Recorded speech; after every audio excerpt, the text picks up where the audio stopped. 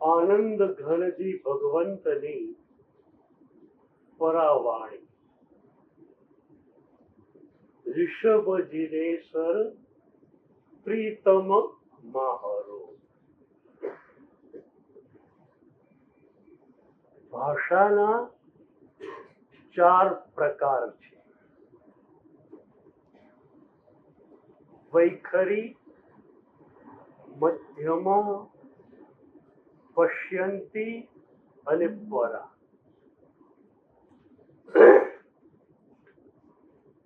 સામાન્ય મનુષ્યો બોલચાલની ભાષામાં જે શબ્દ પ્રયોગ કરે છે એને વૈખરી ભાષા કહેવાય છે.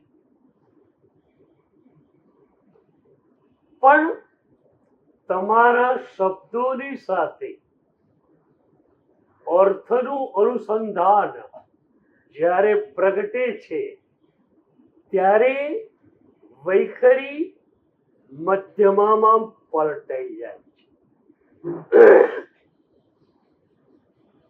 ચૈત્ય વંદનમાં નમઃ તમે બોલો છો રોજ. એક નમઃ સૂત્રનો અર્થ તમારા ખ્યાલમાં હોય તો તમારી તાકાત નથી કે કોરી આંખે તમે નમઃ સૂત્ર બોલી શકો.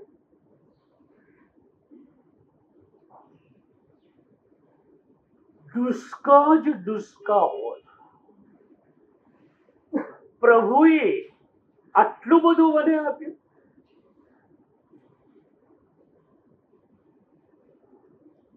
જે જોઈએ તે પ્રભુએ આપ્યું.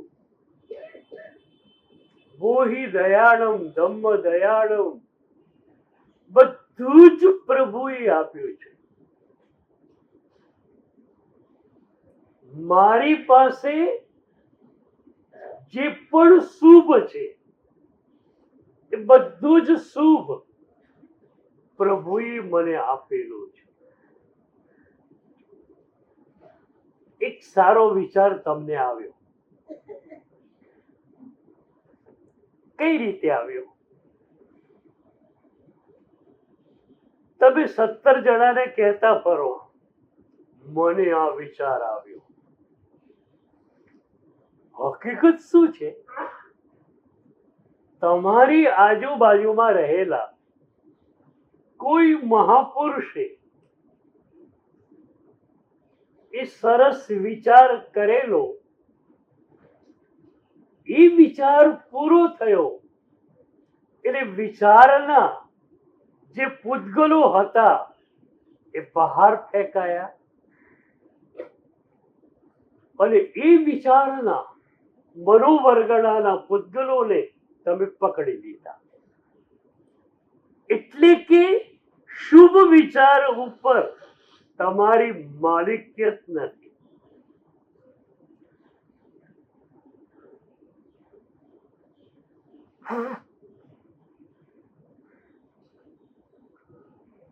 ટીવી નું બોક્સ પ્રોગ્રામ ક્રિએટ નથી કરતું, એ પ્રોગ્રામને રિલે કરે છે. પ્રોગ્રામોનું ક્રિએશન સ્ટુડિયો પર થાય છે. એમ તમારા ટીવીએ શું કર્યું? આજુબાજુમાં રહેલા સારા વિચારોને પકડી લીધા.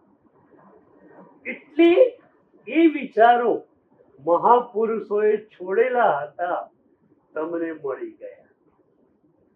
તો તમારી માલિકિયત એના ઉપર કઈ રીતે હોઈ શકે? નમુથુડું બોલતા આંખો આંસુથી ઉભરાઈ જાય. ગળે ડુસ્કા જ ડુસ્કા હોય. પ્રભુ તે આટલું બધું મને આપ્યું, તારા ઋણમાંથી હું મુક્ત કેમ બનીશ? મારી અને તમારી બધી જ ધર્મ સાધનાની પાછળ હેતુ એક જ છે, પ્રભુના ઋણમાંથી મુક્ત થવાનું.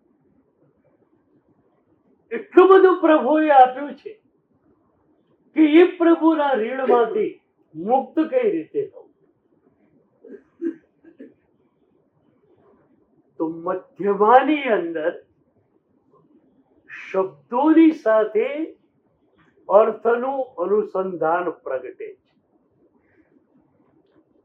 એ પછીની સૂક્ષ્મ ભાષા છે પશ્યંતી. પશ્યંતી ભાષા એટલે જ્યોતિ ભાષા. બહુ જ મજાની એની વાત છે. એક ગ્રંથને એક આચાર્ય ભગવંત શિષ્યોને આપી રહ્યા છે. આ એ યુગની વાત છે જ્યારે પુસ્તકો લખાતા નહોતા. ગુરુ પોતાના મુખેથી જ શિષ્યોને ગાથા સૂત્રો આપતા.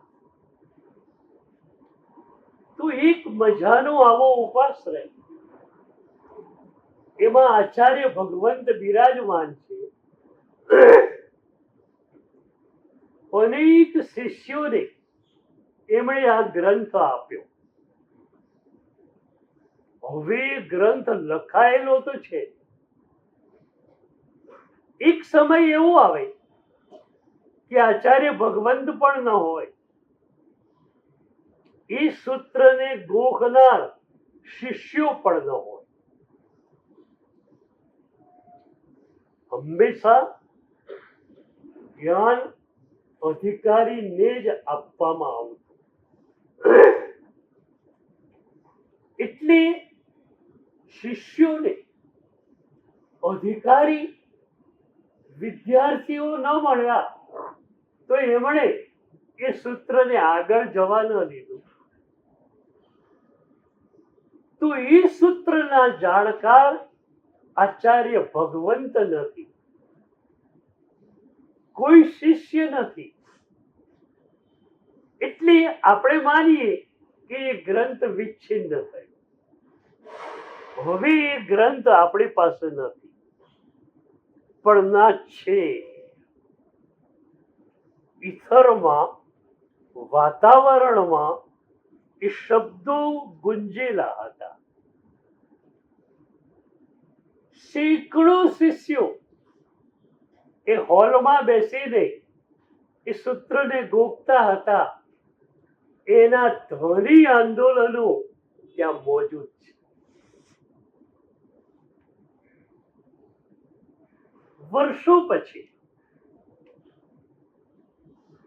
જ્યારે એ ગ્રંથ જેવું કઈ હતું એનો ખ્યાલ પણ નથી, ત્યારે એક મરમી સાધક એ ઉપાશ્રયમાં આવે છે. આવતા જ એને લાગે છે કે અહીંના વાઇબ્રેશન્સ કંઈક જુદા છે. તીર્થભૂમિનો મતલબ બીજો કઈ જ નથી. જ્યાં સઘન વાઇબ્રેશન્સ મળ્યા એની બાજુમાં જિનાલય આપણે ખડું કર્યું. પણ બહુ મજાની વાત કે વાઇબ્રેશન્સ જે ધરતીમાંથી પ્રગટ થતા હતા ત્યાં મંદિર નથી બનાવતા આપણે, એનાથી થોડે દૂર બનાવીએ છીએ. એટલે એ જિનાલય પરિચય આપનારું બને કે આજુબાજુમાં કોઈ જગ્યા વાઇબ્રેશન્સથી સભર છે. તમે આજુબાજુ ફરો, જ્યાં વાઇબ્રેશન્સ પકડાય ત્યાં તમે બેસી જાઓ. હમણાં એક સાધક સંવેદ શિખરની યાત્રાએ જવાનું હતું, તો એણે મારી પાસે આશીર્વાદ માંગ્યા. મેં આશીર્વાદ આપ્યા. પછી મેં એને કહ્યું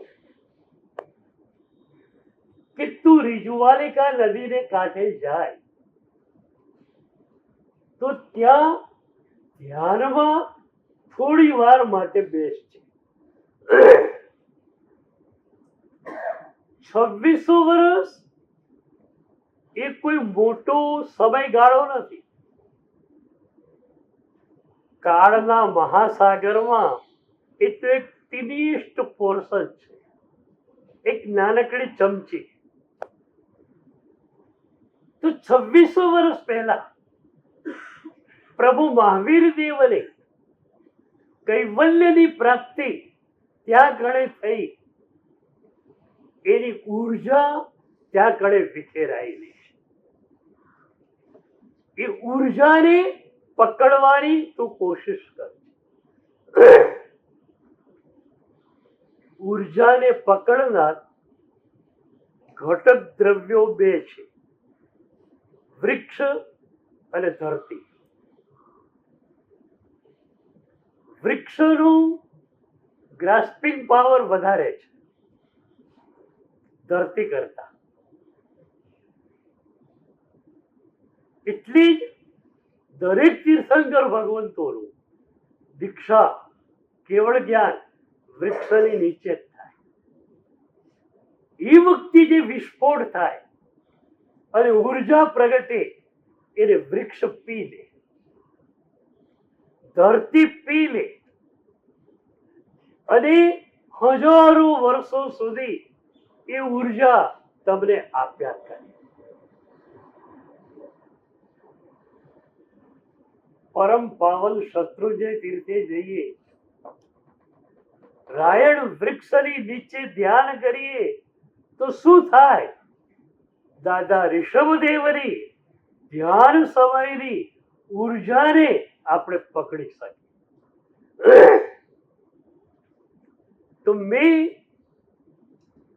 એ ભાઈને કહ્યું કે રીજુવાલિકાને કાંઠે અડધો કલાક તું ધ્યાનમાં બેસ. એ જે ઉર્જા વિખેરાયેલી છે એનો આભાસ તને થશે. તો પેલા હોલમાં એક મરમી સાધક આવ્યો.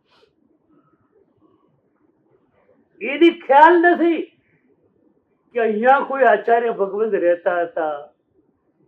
એમણે સેંકડો શિષ્યોને એક ગ્રંથ આપેલો. આ કોઈ વાત એમને ખબર નથી. પણ હોલમાં પ્રવેશતા જ લાગ્યું કે વાઇબ્રેશન્સ કંઈક અલગ છે.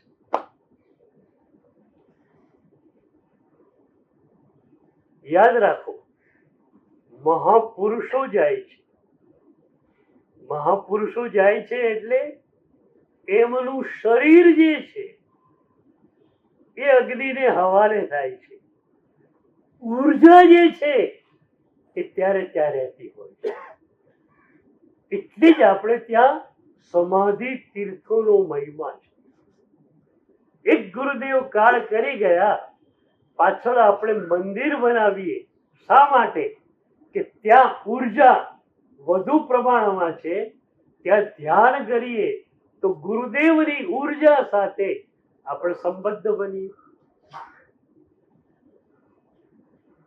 મને કોઈ કહે ને કે ગુરુદેવ ગયા, હું કહું ગુરુદેવ જાય જ નહીં.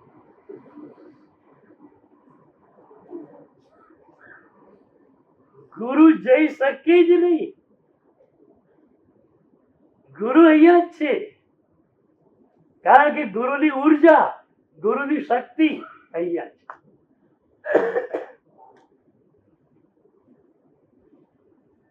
તો એ સાધક ધ્યાનમાં બેસી ગયો કે વાઇબ્રેશન સરસ પકડાય છે. ધ્યાનમાં જવું તો વધુ સૂક્ષ્મ રીતે પકડાય. વાઇબ્રેશન્સ પણ છે ને જાત જાતની માત્રાના હોય. કોઈ જગ્યાએ તીવ્ર હોય, કોઈ જગ્યાએ મંદ હોય. તીવ્ર વાઇબ્રેશન્સ હોય, તીવ્ર આંદોલનો, તો તમને એ ધરતી ઉપર પગ માંડતા જ ખ્યાલ આવી જાય. પણ ધીમા વાઇબ્રેશન્સ હોય તો તમારે ધ્યાનમાં પણ જવું પડે. તો એ સાધક ધ્યાનમાં જાય છે અને ધ્યાનમાં પેલો આખો ગ્રંથ એની સામે દેખાય છે.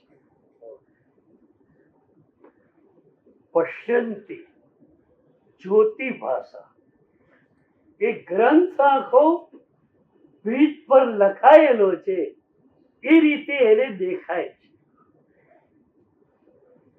એ દેખાયો, સ્મરણ શક્તિ સારી હતી, સવારે એ ગ્રંથને આખો લખી લે. યોગ સાર, હૃદય પ્રદીપ, આવા ઘણા બધા ગ્રંથો પશ્યંતીના લયમાં આવ્યા છે.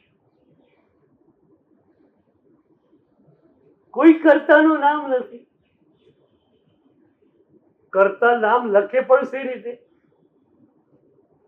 એ કરતા નથી, એમણે માત્ર લખી લીધું છે. સર્જનકાર તો બીજો કોઈ છે જેનો પોતાને ખ્યાલ નથી.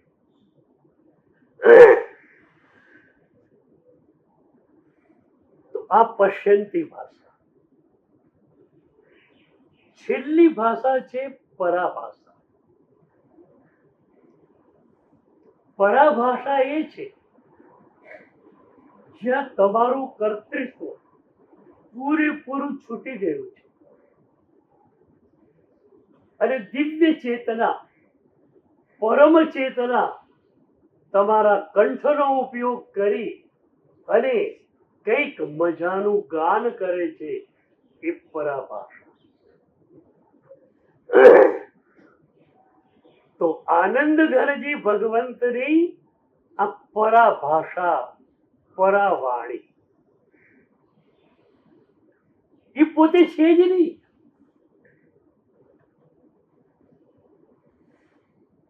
વક્તા જ્યાં સુધી હોય ત્યાં સુધી તમને એ પ્રવચનકારનો આસ્વાદ આવે. પણ પ્રવચનકાર જતો રહે અને પ્રભુ એના કંઠેથી પ્રગટે તો આસ્વાદ કેટલો મજાનો થઈ જાય. પેલા યશો વિજય નામની એક વ્યક્તિનો આસ્વાદ તમને મળતો અને પછી પરમાત્માનો આસ્વાદ મળે, કેટલી મોટી વાત થઈ. તો આનંદ ઘનજી રહ્યા જ નથી. પરાવાણી, એમના કંઠેથી વાણી નીકળે છે પણ એમનું કર્તૃત્વ નથી. આપણે તો કોઈનું બનાવેલું સ્તવન ગાતા હોઈએ અને સહેજ કંઠ સારો હોય તો અહંકાર આવે અને આ સ્તવન તે બનાવ્યું નથી.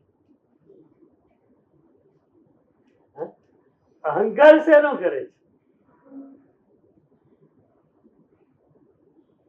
એક વાત બહુ મજાની આજે તમને કહું.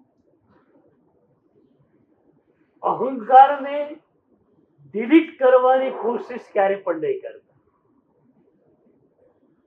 અહંકાર ડિલીટ એમ થઈ શકતું પણ નથી. પણ તમારા હુંને સમજવાની કોશિશ કરો. આ એક કરો, આજથી જ.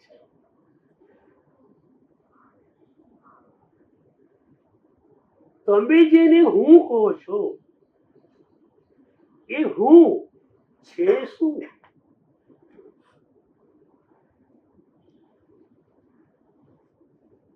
માત પિતાએ આપેલું શરીર, સોસાયટી આપેલું નામ અને એના ઉપર તમે હુંનું લેબલ લગાવી દીધું.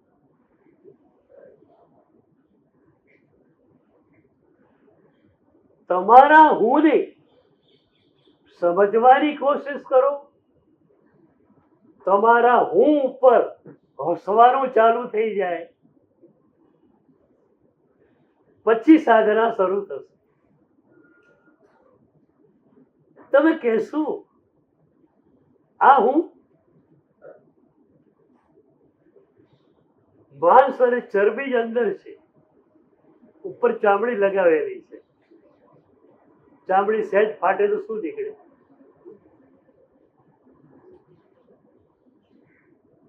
અઠવાડિયું ગોમડું થઈ જાય તો પરવું નીકળે, બદબુ વહાવ. શરીરમાં શું છે? શરીર માત પિતા દ્વારા મળ્યું છે અને રાખમાં મળી જવાનું છે. તો શું તમારી આઈડેન્ટિટી આ છે?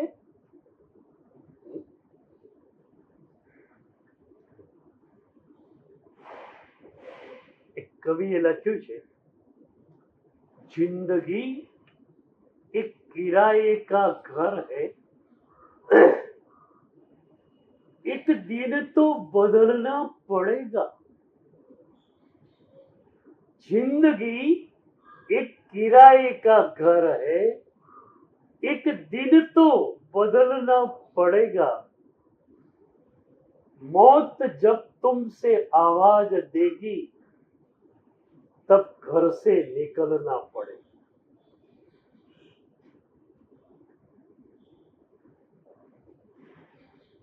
સંત રવિદાસ બહુ મોટા ગુરુ થયા. એમને પૂછવામાં આવ્યું કે સદગુરુની વ્યાખ્યા શું? ત્યારે એમણે બહુ સરસ વ્યાખ્યા આપી. ઘર મેં ઘર દિખલાઈ દે वो सदगुरु हमार. घर में घर दिखलाई दे वो सदगुरु हमार. આ ઘરમાં રહેલા સાચા ઘરને જે બતાવી આપે તે અમારા સદગુરુ.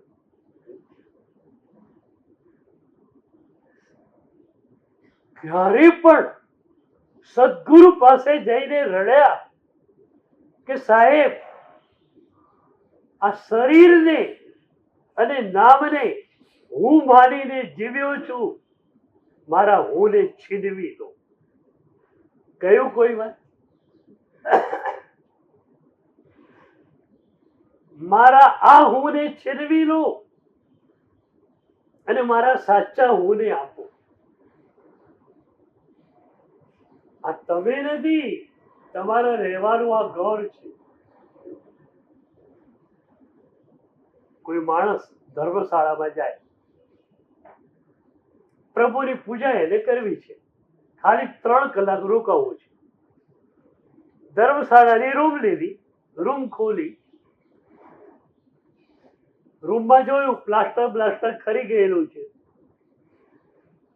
બાથરૂમમાં પણ ટાઇલ્સ ઉખડી ગયેલી છે. એ માણસ શું કરે બોલો? કડિયાને બોલાવે છે, એ કે મારે 3 કલાક તો રહેવું છે. બાથરૂમમાં લાયા, ભગવાનની પૂજા કરી અને ચાલતી પકડવી છે. તો ટાઇલ્સ ઉખડેલી હોય તો મને શું ફરક પડે? અને પ્લાસ્ટર ખરી ગયું તો મને શું ફરક પડે? બરોબર. એને તો એટલું નક્કી હતું 3 કલાક રોકાવાનું.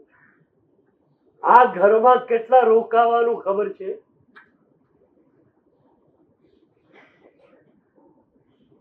ઘણા લોકોએ સાંજે પ્રોમિસ આપેલું હોય કે કાલે સવારે નાસ્તાના ટેબલ ઉપર મળીએ છીએ, રાત્રે ઉપર પહોંચી જાય.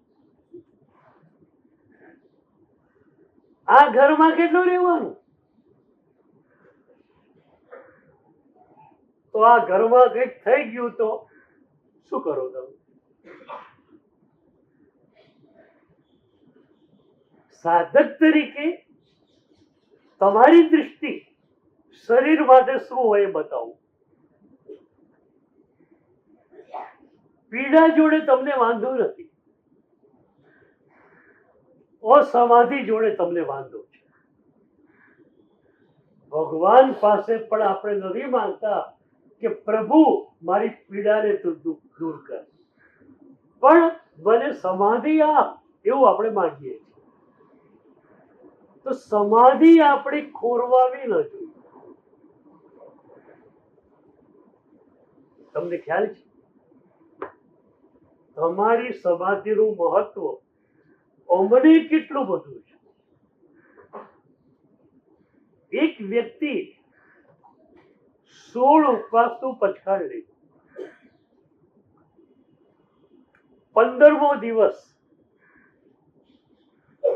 તો પસાર થઈ ગયો.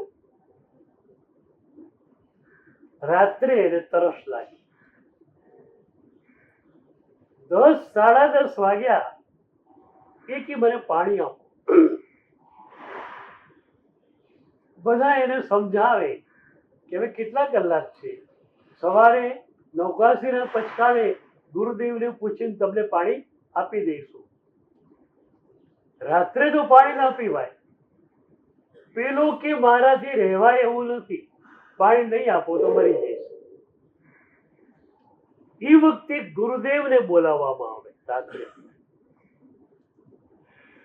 આચાર્ય ભગવાન ગીતાર્થ ગુરુદેવ જોવી કે એની હાલત એટલી બગડેલી છે કે કદાચ પાણી ન મળે તો એના પ્રાણ જઈ શકે. અને આ લેશિયામાં એ મરી જાય તો અપકાયમાં જ ઉત્પન્ન થાય. તો ગુરુદેવ કે છે કે ભાઈ ઉકાળેલું પાણી કરી થારી એને પાઈ દો રાત્રે. કારણ તમારી સમાધિ મહત્વની છે. એ પાણી પીધું, પેલાને સંતોષ થઈ ગયો. હવે એનું પ્રાયશ્ચિત પણ થઈ જશે, વિશેષ તપશ્ચર્યાઓ પણ કરશે, બધું જ કરશે. પણ મરી ગયો હોત તો પણ એ સર્વ સમાહી વત્યા ગારેણનું આધાર ગુરુના હાથમાં, તમારા હાથમાં નહીં. તમે ક્યારે નક્કી ના કરી શકો. તો સદગુરુને કહો કે ગુરુદેવ આ ઘરમાં રહેલ સાચા ઘરને મને દેખાડો. એક વાર જ્યાં ખ્યાલ આવશે કે આનંદ ઘર તમે છો, આ શરીરનું કોચલું જે છે ને એ છૂટી જશે. અમે લોકો પણ શરીરમાં છીએ, તમે પણ શરીરમાં છો. What's the difference? ફરક ક્યાં છે? અમને આ ઘર લાગે છે, આની અંદર હું પડાનો બોધ નથી. I am the bodiless experience. I am the mindless experience. I am the nameless experience. અરે તમને બધાને પણ આ ભૂમિકાઓ પર મૂકવા છે. આત્મતત્વ તે હું એ જણાય નહીં ત્યાં સુધી સાધના કઈ. બોલો, હું એટલે શરીર, આ તમે નક્કી કરેલું હોય. પછી જીમમાં જાઓ, પછી કસરત કરો, પછી ઉપવાસ ક્યાંથી આવે? પણ હું એટલે આત્મા છું, સત્તા રૂપે હું નિર્મળ છું. વાસ્તવમાં હું કર્મોથી અલિપ્ત છું, રાગ દ્વેષ વગરનો છું.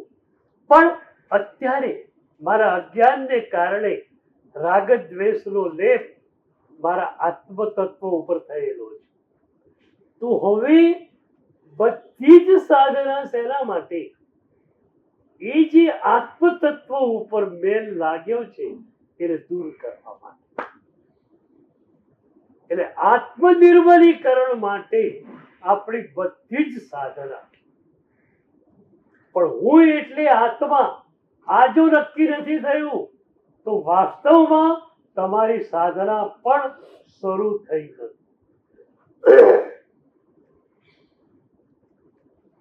તો આપણે ધીરે ધીરે આનંદ ઘરજીની સાથે ચાલવું છે.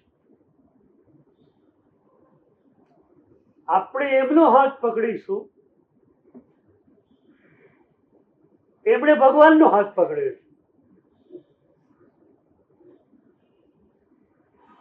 એટલે આપણો હાથ વાયા આનંદ ઘનજી પ્રભુને ટચ થશે.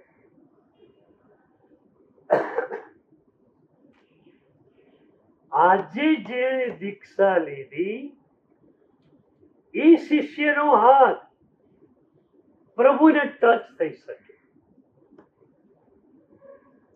એ શિષ્યનો હાથ એના ગુરુના હાથમાં, એના ગુરુનો હાથ એના ગુરુના હાથમાં, અને છેલ્લા ગુરુ જે છે એમનો હાથ પ્રભુના હાથમાં.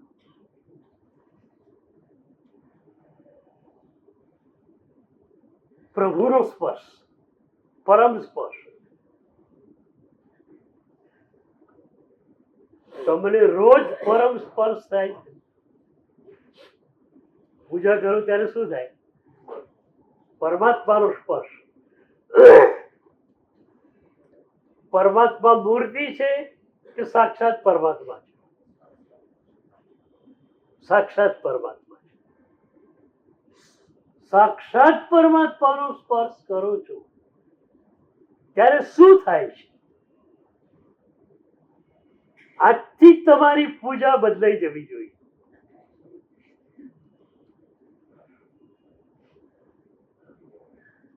શું કરવાનું તમને સમજાવું. તમે ગભારામાં પણ વિચારો લઈને જાઓ છો. ગભારાની બહાર તમે ઊભા છો અને એક જ વિચાર આવે કે આ મુનિ સુવ્રત દાદા ક્યાંથી આવેલા છે? જયપુરથી નહીં, સિદ્ધશિલા ઉપર. સિદ્ધશિલા ઉપરથી 7 રાજલોકનો વિહાર કરીને આ મુનિ સુવ્રત દાદા મારા માટે આવ્યા. પેલી સબડી માટે તો ગયેલા, મારા માટે આવી ગયા. Personal for us, personal for me. એક અહોભાવની ધારા ભીતર ચાલી, અને એ અહોભાવની ધારા એકદમ વેગવાળી બને પછી ગભારામાં જાઓ અને પ્રભુનો સ્પર્શ કરો. કોઈ વિચાર નથી, માત્ર મારા પ્રભુ, મારા પ્રભુ, મારા પ્રભુ. એ રણકાર ચાલી રહ્યો છે અને તમે પૂજા કરો. આખો જ નવો અનુભવ થશે. મારું ચોમાસું પાલનપુરમાં, વર્ષો પહેલાની ઘટના. ભાદરવો મહિનો, બપોરના 4 વાગેલા. હું સ્વાધ્યાય કરતો હતો. એક 7 વર્ષની લગભગ બેબી ઉપાશ્રયમાં, પરિચિત ભક્તની દીકરી હતી. શું એક મજાની પરંપરા છે. તમારો 2.5 વર્ષનો દીકરો અમારી પાસે આવે અને એકદમ નજીક આવીને બેસી જાય, ચરણ દબાવવા માંડે, ત્યારે લાગે કે કેવા સંસ્કાર તમે લોકોએ આપ્યા છે. જૈન કુળમાં જન્મવું એ મહાન પુણ્યની નિશાની એ અહીંયા લાગે. કાલે એક બાબો આવેલો, 2-2.5 વર્ષનો હશે. એની ભાષામાં કે હું 24 રોજ કરું છું. ટીવીઆર પણ નહીં, 24 રોજ કરું છું. વાહ! એ 7 વર્ષની બેબી ઉપાશ્રયમાં આવી, એને વંદન કર્યું, પછી મને પૂછ્યું કે મારા સાહેબ ગરબી કેવી છે. મેં જરા ફિલોસોફિકલ આન્સર આપ્યો કે બેટા, ગરબી ગરબીનું કામ કરે, આપણે આપણું કામ કરવાનું. જો હું સ્વાધ્યાય કરું છું કે નહીં, પણ એક કોન્વેન્ટિવ કિડ હતું એમ મારા આન્સરથી પ્રભાવિત નહીં થયું. એ કે નહીં મારા સાહેબ, એ રીતે વાત નહીં કરો, હું પૂછું એનો જવાબ આપો, ગરબી છે કે નહીં. મેં કીધું ગરબી તો છે જ. બીજો સવાલ એને કર્યો, તમને ગરબી લાગે છે? હવે આમાં તો સરસ ફિલોસોફિકલ આન્સર અપાય એવું હતું કે બેટા, મારા શરીરને કદાચ લાગતી હોય ગરબી, મને ક્યાંથી ગરબી લાગે. પણ હું સમજ્યો કે ફિલોસોફિકલ આન્સર અહીંયા ચાલશે નહીં. એ કે તમને ગરબી લાગે છે કે નહીં? મેં કીધું લાગે છે. અને એને ત્રીજો સવાલ કર્યો, ઉપાશ્રયના બધા બારી બારણા ખુલ્લા છે, તોય તમને ગરમી લાગે છે? તો દેરાસરમાં ભગવાન બેઠા છે, ગભારાની અંદર વેન્ટિલેશન નથી, કોઈ બારી નથી, હવા પાસ થાય એવી કોઈ સુવિધા નથી, તો ભગવાનને કેટલી ગરમી લાગતી હશે. હું છત થઈ ગયો. એટલે વાહ, પ્રભુને એને સપ્રાણ જીવંત માન્યા. મને ગરમી લાગે, તમને ગરમી લાગે, તો પ્રભુને ગરમી કેમ ન લાગે? મેં એને પૂછ્યું, બેટા અત્યારે 4 વાગે તને આ સવાલ કેવી રીતે થયો? ત્યારે એને મને કહ્યું કે મારી મોટી બેન એની બેનપણીઓ સાથે ભગવાનની આંગી કરવા માટે આવી છે. ચાંદીના ખોખા ઉપર એ લોકો આંગી કરે છે. આંગી તૈયાર થવા આવી છે અને ભગવાનને ધરાવવા જશે. તો મને સવાલ થયો કે ગભારામાં બારી નથી, વેન્ટિલેશન નથી, હવા પાસ થાય એવું કઈ છે નહીં, ભગવાનને ગરમી લાગતી હશે. આમે અને આ ખોખું ધરાવે પછી તો ગરમી કેટલી વધી જાય. એટલે હું તમને પૂછવા આવી છું કે ભગવાનને કેટલી ગરમી લાગે. મેં એને પૂછ્યું, બેટા તારું બેડરૂમ એસી છે કે નોન એસી? તો કે મારું બેડરૂમ એસી છે.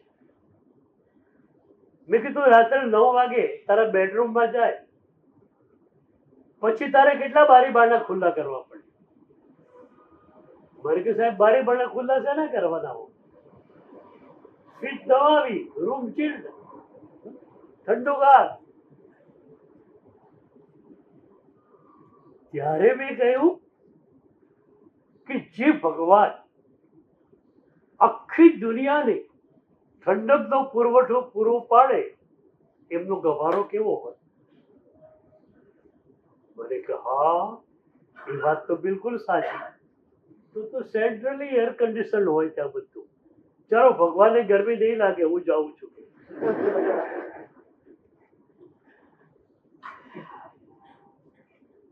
તમે પ્રભુને સપ્રાણ માન્યા છે. સાક્ષાત મને સુવ્રત દાદા અહીંયા આવ્યા છે એવું તમને લાગે છે?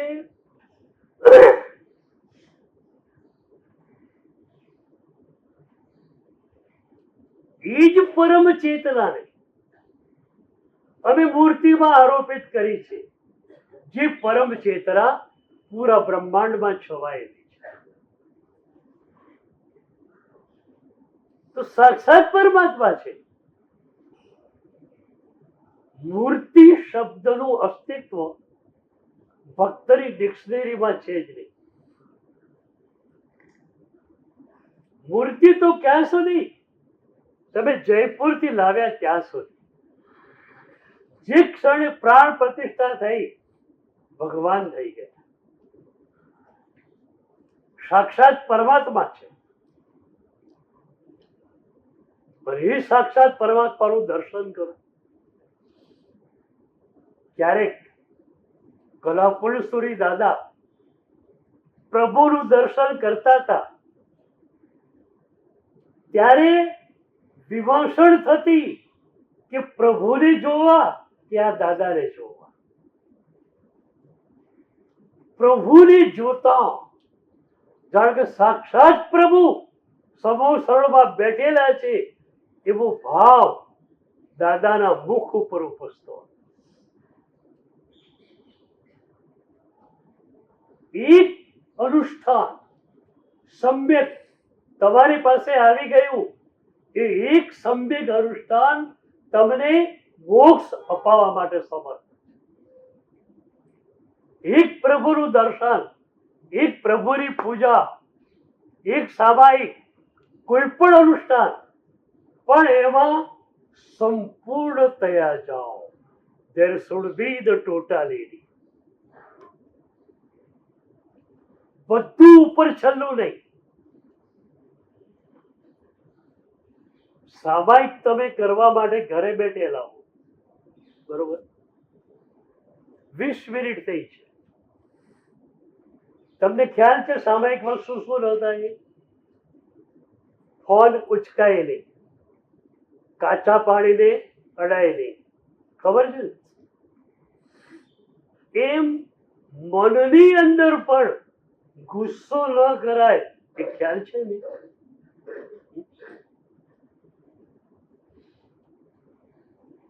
20 મિનિટ પૂરી થઈ છે અને એક વ્યક્તિ તમારા રૂમમાં, એ વ્યક્તિ પ્રત્યે તમને અણગમો છે. તરત જ તમારા મનમાં વિચારો શરૂ થયા, આ ક્યાંથી આવ્યો અહીંયા? આ હરામખોર, એને મારા માટે કેટલી વાતો ફેલાવેલી ખોટી ખોટી. આ માણસ મારા ઘરે કેમ આવ્યા? ચલો અડધી મિનિટ તમને મનમાં એ વ્યક્તિ પર દ્વેષ આવી ગયો, તમે પાછળથી આલોચના લેવાના? તો આલોચના શેની લેવાના? સામાયિકમાં બેઠો તો બારણા પાસે, જોરથી વરસાદ શરૂ થઈ ગયો અને કાચા પાણીના છાંટા અડ્યા. એટલે સામાયિક ભાગે ત્યારે જ. ગુસ્સો કરો તો સામાયિક ભાગે કરો. સામાયિકની સાધના શેના માટે? સમભાવને પુષ્ટ કરવા માટે. તો હવે શું થવું જોઈએ તમને કહું. 20 મિનિટ સામાયિકમાં સરસ ગઈ. 21મી મિનિટ એ વ્યક્તિ આવી, એની જોતા સેજ તમારા મનમાં ગુસ્સો આવ્યો. શાસ્ત્રીય ભાષામાં કહું તો સત્તામાં પડેલો ગુસ્સો ઉદયની અંદર અંગારા રૂપે આવ્યો. હવે એ જે અંગારો છે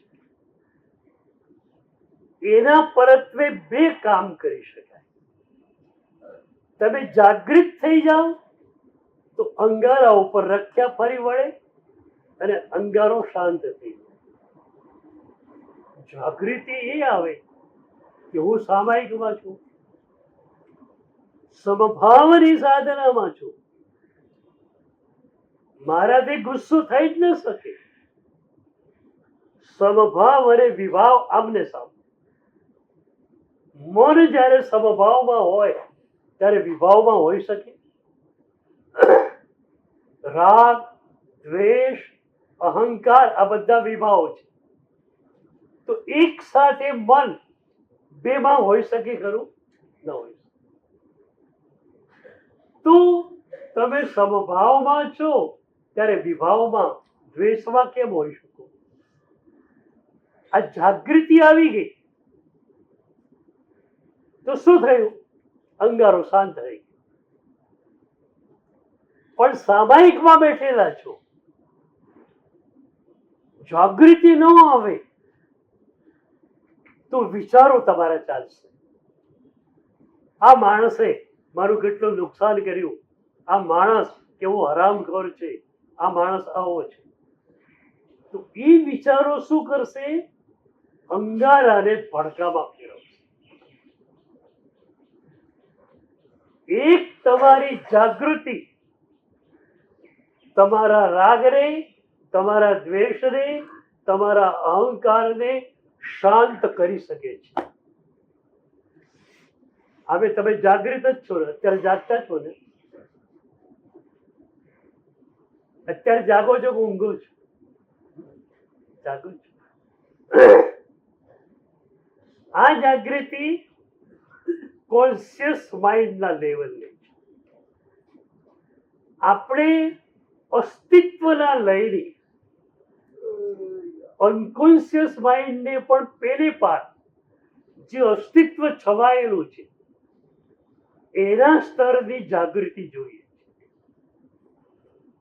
તમે પોષદ કરો, રાત્રે પોષદ હોય, સંથારા પોર્શીમાં બોલો, અતરંત પમજ્જયી ભૂમિ. એનો અર્થ એ છે કે રાત્રે જો શરીરને પડખું બદલવું હશે તો શરીરના પડખાની જગ્યા એ જ્યાં બદલાવાનું છે, સંધારાની જગ્યા ચરવડાથી હું પૂંજીશ. શરીર ઊંઘતું હોય તમે જાગતા હો. આને અત્યારની યોગિક ભાષામાં કોન્શિયસ સ્લીપ કહેવામાં આવે છે, જાગૃત નિદ્રા. શરીર થાકેલું છે, સૂઈ જાય. કોન્શિયસ માઇન્ડ વિચારો કરીને થાકેલું છે, એ સૂઈ જાય. તમારે ક્યાં સુવાની જરૂરત છે?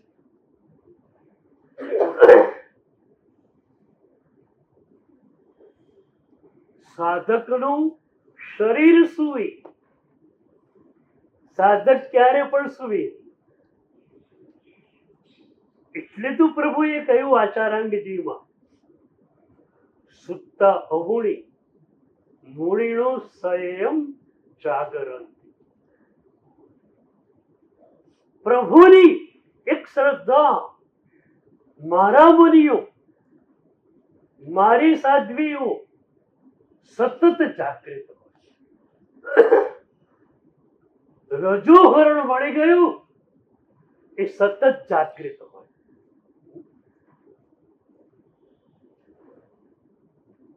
તો આનંદ ઘનજી ભગવંતની પરાવાણી, કર્તૃત્વ છૂટી ગયેલું અને શબ્દો વહ્યા છે. સાહેબ બોલ્યા છે એમ ના કહેવાય. બસ આનંદ ઘનજી ભગવંતના કંઠેથી શબ્દો વહ્યા. બોલનાર એ નથી, ક્રિયા ચાલી રહી છે, કરતા ગેરહાજર છે. એક બહુ નાનકડી વાત છેલ્લે કહી દઉં. એક પહોંચેલા સાધકને પૂછવામાં આવ્યું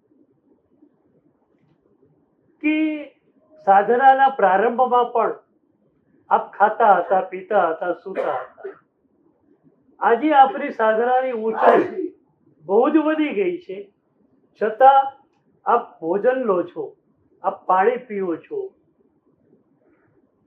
તો આમાં ફરક શું પડ્યો? પહેલા પણ ખાતા હતા, અત્યારે પણ ખાવ છો. એ વખતે સાધકે કહ્યું કે પહેલા હું ખાતો હતો, હું પીતો હતો, હું સૂતો હતો.